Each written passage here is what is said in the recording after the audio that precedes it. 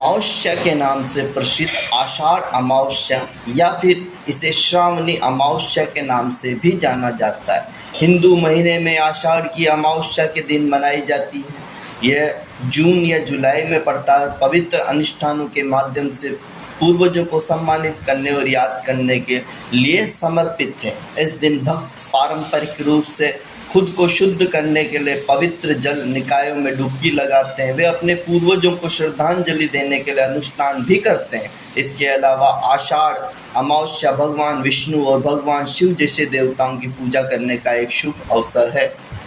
यह दिन हिंदुओं के लिए पूर्वजों के सम्मान का विशेष महत्व रखता है। इस दिन भक्तगण दिवंगत आत्माओं की मुक्ति के लिए पितृ तर्पण, पिंडदान, गायत्री पाठ का आयोजन सहित विभिन्न अनुष्ठान करते हैं। ज्योतिष के अनुसार जब चंद्रमा लगभग अदृश्य होता है और इसकी ऊर्जा कम होती है तो यह भावनाओं और अनुभूतियों का प्रतीक होता है। यह गंगा नदी में पवित्र स्नान करने के लिए एक आदर्श समय माना जाता है। भक्त अक्सर पुजारियों और ब्राह्मणों को अपने घर आमंत्रित करते हैं। उन्हें अपने पूर्वजों के नाम पर सात्विक भोजन, कपड़े और दक्षिणा देते हैं। इतिहास के अनुसार पितृ तर्पण की प्रथा पूर्वजों की गहरी परंपरा को दर्शाती है। हरियाली अमावस्या का धार्मिक महत्व अनेक पुराणों और शास्त्रों में वर्णित है। यह दिन भगवान शिव और माता पार्वती की आराधना का श्रेष्ठ समय माना जाता है। इस दिन शिवलिंगों पर बेलपत्र, धतूरा और अन्य पूजन सामग्रियां अर्पित करने से विशेष फल की प्राप्ति होती है। मान्यता है कि इस दिन व्रत और पूजा करने से सभी प्रकार के पापों से मुक्ति मिलती है और जीवन में सुख समृद्धि का वास होता है। नारद पुराण के अनुसार मास की अमावस्या को पितृ श्राद्ध, दान, होम और देव पूजा, वृक्षारोपण आदि शुभ कार्य करने से अक्षय फल की प्राप्ति होती है।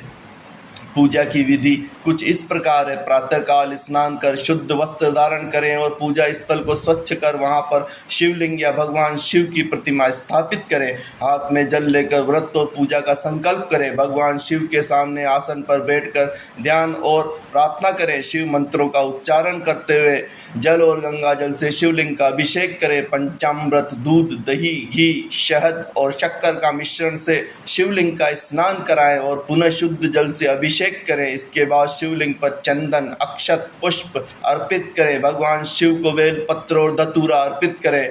धूप और दीप जलाकर भगवान शिव की आरती करें। आरती के पश्चात भगवान शिव को फल मिठाई का भोग अर्पित करें। ओम नमः शिवाय मंत्र का जाप करें।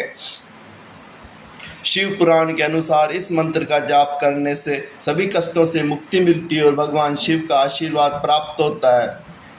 हरियाली अमावस्या के दिन वृक्षारोपण का विशेष महत्व है। इस दिन पेड़ पौधे लगाने से पर्यावरण संरक्षण के साथ साथ धार्मिक पुण्य की प्राप्ति होती है। यह मान्यता है कि इस दिन वृक्षारोपण करने से जीवन में सुख समृद्धि आती है और घर परिवार में शांति बनी रहती है। इस दिन दान पुण्य का विशेष महत्व है। अन्न, वस्त्र और धन का दान करने से जीवन में सकारात्मक ऊर्जा का संचार होता है और गरीब और जरूरतमंद लोगों को भोजन कराना, वस्त्र दान करना अत्यंत पुण्यकारी माना जाता है।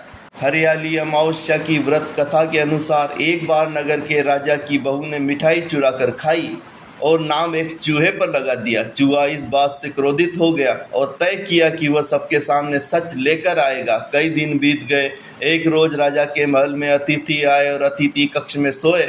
इस दौरान रात में चूहे ने बहू के वस्त्र ले जाकर अतिथि के कक्ष में रख दिए। सुबह जब उसकी नींद खुली और अतिथि ने कक्ष में छोटी रानी के वस्त्र होने की बात राजा को पता चली तो उसने रानी को महल से निकाल दिया। छोटी रानी जंगलों में रहने लगी और प्रतिदिन शाम को दीपक जलाती वह गुड़दानी का प्रसाद बांटती थी। एक बार राजा शिकार के लिए जंगल में गया। वहाँ उसको उसकी बहू रहती थी। जब वहाँ स्थान से निकल रहा था तब राजा ने कुछ चमत्कारिक चीज़ें महसूस की। फिर उसने अपनी सैनिकों से इस चमत्कार के विषय में पता लगाने के लिए कहा। सैनिक जब जंगल से लौटे तो उन्होंने राजा को बताया कि दीपक आपस में बात कर रहे हैं। इसमें से एक दीपक रानी का था जिसने कहा कि चूहे ने अपने ऊपर लगे आरोप का बदला लेने के लिए रानी की साड़ी को अतिथि के कमरे में रख दिया। इसके बाद राजा को अपनी गलती का एहसास हुआ, रानी को वापस बुला लिया। तो भक्तों, ये थी अमावस्या सार की कथा। सोमवती अमावस्या की एक कथा और प्रचलित है। आइए हम आपको ये भी बता देते हैं। एक समय की बात है, साहूकार था जिसकी एक बेटी और 7 बेटे थे। उन सभी बेटों का विवाह हो चुका था, जबकि बेटी अविवाहित थी। इस बात से साहूकार और उसकी पत्नी बेहद परेशान थे। साहूकार एक साधु का भक्त था जो अक्सर भिक्षा लेने और उन्हें आशीर्वाद देने के लिए उनके घर आता था। साहूकार की पत्नी ने देखा कि साधु ने उनकी सभी बहुओं को समृद्ध जीवन का आशीर्वाद दिया, लेकिन उन्होंने कभी उनकी बेटी को आशीर्वाद नहीं दिया। इसके बारे में जब उन्होंने साधु से पूछा तो वे बिना कुछ कहे वहां से चले गए। इससे साहूकार की पत्नी का शक और बढ़ गया।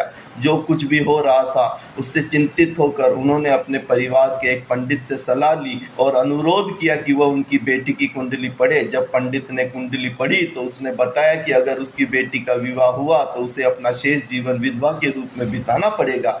हालांकि पंडित ने कहा कि अगर उसकी बेटी द्वीप पर रहने वाली एक विशेष धोबिन से सिंदूर ले और उसके बाद सोमवती अमावस्या का व्रत रखे तो उसका भाग्य बदल सकता है। साहूकार की बेटी ने अपने एक भाई के साथ समुद्र तट की ओर चल पड़ी और समुद्र पार करने के तरीकों की तलाश करने लगी। उसी दौरान उसने देखा कि एक गिद्ध का घोंसला था जहाँ पर कुछ गिद्ध रह रहे थे। एक सांप पेड़ पर चढ़ गया और मादा गिद्ध द्वारा दिए गए सभी अंडों को खा गया, जबकि अन्य गिद्ध भोजन की तलाश में थे। सांप ने इस नियमित व्यवहार से गिद्ध का परिवार तबाह हो गया था। इसके बाद लड़की ने खतरा को देखा और सांप को मार डाला और गिद्धों को उस परेशानी से मुक्त कर दिया। इसके बाद सभी गिद्ध बहुत खुश हुए, समुद्र पार करने और द्वीप पर पहुंचने की सहायता की। जबकि साहूकार की बेटी आई तो उसने छिपकर धोबिन की सेवा की, जिससे धोबिन बहुत प्रसन्न हुई। एक बार जब धोबिन ने उसके अच्छे काम के बारे में पता चला तो उसने आशीर्वाद दिया और साथ ही अपने हाथों से सिंदूर देकर उसकी खुशहाली की कामना की और भविष्य में उसके सुखमय और समृद्ध विवाह का आश्वासन दिया। इसके बाद साहूकार की बेटी का विवाह हुआ और वह अपना जीवन खुशी खुशी जीने लगी।